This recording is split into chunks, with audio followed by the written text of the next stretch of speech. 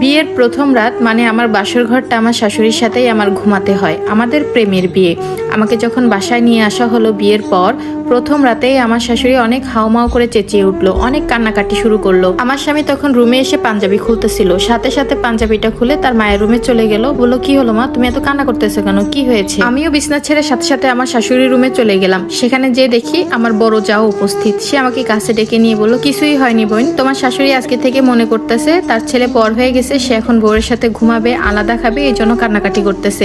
ঠিক আমার বিয়ের সময় এরকমটা করেছিল। আমার শাশুড়ি তখন অনেক কান্না করতেছে। তখন তার ছেলেকে বলতেছে, ওরে বাবু, তুই আর আমার নাই রে, তুই তোর বউয়ের হয়ে গেলি, এখন আমার কাছে আর কে ঘুমাবে? আমার শাশুড়ির ছোট ছেলে হচ্ছে আমার স্বামী, তাকে ছাড়া কখনোই তার ঘুম হয় না। সাথে সাথে আমার স্বামীও বলে উঠলো, কান্না করিও না মা, তোমার শরীর খারাপ করবে, আমি তোমার সাথেই ঘুমাবো। আমার শাশুড়ি আবার তার পাল্টা জবাব দিল, এখন আর শরীর খারাপ করলে তুই কি আমাকে দেখবি? তুই তো পর হয়ে গেছিস। আমার স্বামী বলল, যখন আমি তোমার কাছেই ঘুমাবো, বউয়ের কাছে ঘুমাবো না। তখন দেখি আমার শাশুড়ি আবার ঠান্ডা হয়ে গেল, কোনো আর চিৎকার চেঁচামেচি নাই। এটা দেখে আমার অনেকটা মন খারাপ হয়। আমি আমার রুমে চলে আসি। তখন আমার বড় যাও আমার কাছে চলে আসে। সে এসে বুঝাই, এই কথাগুলো কাউকে বইলো না বোন, এরকমই তোমার স্বামী আমার স্বামী দুইজনই মা ভক্ত, এবং তার মা যা বলে সেটাই শুনে।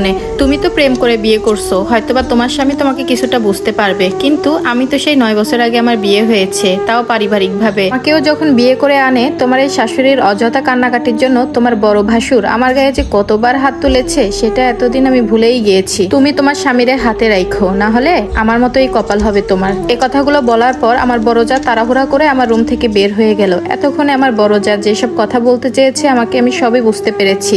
বুঝলাম যে অতিরিক্ত মা ভক্ত ছেলের কাছেই এসে পড়েছি। তো যাই হোক, আমার শাশুড়ি ঘন্টা 2 পরে হাতে একটা বালিশ নিয়ে আসলো আমার রুমে। এসে সে মাঝখানে ঘুমালো, তার ছেলেকে ডান পাশে এবং আমাকে বাম পাশে রেখে আমার শাশুড়ি ঘুমিয়ে গেল। ঘুমানোর আগে বললো, সকালে উঠতে হবে, তোমাকে অনেক লোক দেখতে আসবে, তাড়াতাড়ি ঘুমিয়ে যাও। যাই হোক, সবকিছুই মেনে নিলাম। বিয়ের পর দিন আমার বাড়ির লোক আসে আমাকে এবং আমার হাজবেন্ডকে নিতে। ঠিক সেই সময়ই আমার শাশুড়ি আবার অসুস্থ হয়ে পড়লো। তার পায়ে অনেক বাতের ব্যথা উঠলো।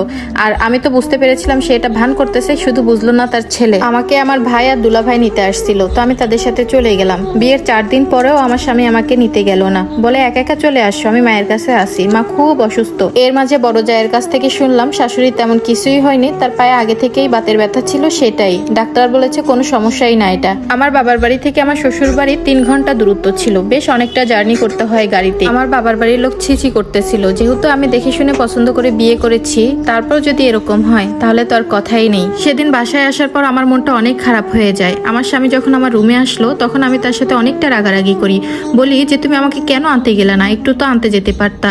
তখনই আমার স্বামী আমার গালে ঠাস করে একটা চর বসিয়ে দেয়, বলে আমার মা অসুস্থ, তোর সাথে কি পীড়িত করতে যাব? একে তো ছিলাম আমি নতুন বউ, তারপর ভালোবাসার মানুষের কাছ থেকে এইসব ব্যবহার দেখার পর আমার যে কিরকম খারাপ লাগতেছিল সেটা আমিই নিজে জানি। তো এভাবে দেখতে দেখতে আমাদের বিয়ের 1 বছর কেটে গেল। আমার স্বামী প্রায় সময় তার মায়ের সাথে ঘুমাতো, তার মায়ের রুমে যেই ঘুমাতো। এত বড় ছেলের সাথে যে মায়ের ঘুমাতে হয় না, এটাও অন্তত আমার শাশুড়ি বুঝে না। আমার অনেক দিনের শখ, আমি কক্সবাজার যাব, সমুদ্র দেখব। হঠাৎ একদিন আবদার করেই বসলাম আমার স্বামীকে, চলো আমরা কক্সবাজার থেকে 2 জন ঘুরে আসি।